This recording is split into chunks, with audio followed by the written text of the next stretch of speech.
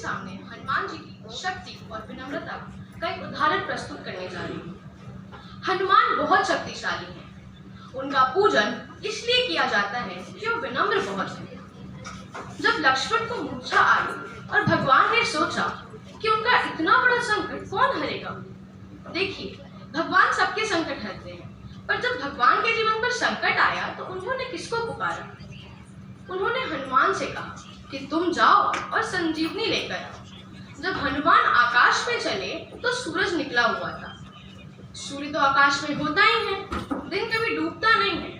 हमारी माँ पृथ्वी हमें गोद में लेकर पिता सूर्य की ओर से पीठ कर लेती है, तो माँ को दोष दे नहीं सकते, इसीलिए पिता को दोष देते हैं कि दिन डूब गया है, पर दिन कभी डूबता नहीं है। तो सूर्य आकाश में था, पर अगर सूर्य उधर निकल जाता जहाँ लक्ष्मण लेटे हुए थे, तो भगवान के जीवन का सबसे बड़ा संकट आ जाता। उनका भुजा जैसा भाई, जिसे वो अपनी दाहिनी भुजा कहते थे, वो पृथ्वी छोड़ जाता और भगवान यह सहन न कर पाते। तो कितना बड़ा काम करने गए थे और कितने ताकतवर हैं। पंच तत्वों में से एक पवन के बेटे हैं।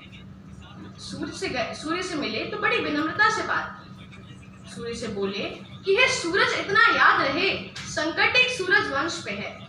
ये नहीं कहा कि मैं आपसे विनती कर रहा हूँ, आप ही का खानदान है ना, सूर्यवंशी राम का भाई, परेशान है, आप ही सूर्य हो। तो बोले कि हे सूरज, इतना याद रहे संकट एक सूरज वंश पे है। लंका के नीच राहु द्वारा आघात दिनेश अंश पर है। यदि मेरे आने से पहले किरणों का चमत्कार होगा तो सूर्य वंश में सूर्यदेव निश्चय ही अंधकार होगा। इसीलिए छिपे रहना भगवान। जिसने राम के अलावा आज तक किसी को भगवान नहीं माना, वो हनुमान सूर्य से कह रहे हैं कि इसीलिए छिपे रहना भगवान, जब तक जड़ी ना पहुंचा दूं मैं, बस तभी प्रकट होना भगवान, जब संकट दिशा मिटा दूं मैं।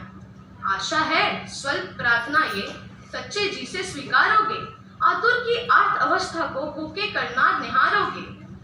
अन्यथा क्षमा करना दिनकर, अंजनी तने से पाला है।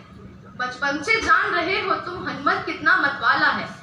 धमकी भी दी तो कितनी विनम्रता से दी कि अन्यथा क्षमा करना दिनकर, अंजनी तने से पाला है। बचपन से जान रहे हो तुम हनुमत कितना मतवाला है। मुख में तुमको धर रखने का फिर वही क्रूर साधन होगा, और बंदी मोचन तब होगा जब लक्ष्मण का दुख मोचन होगा। धन्यवाद।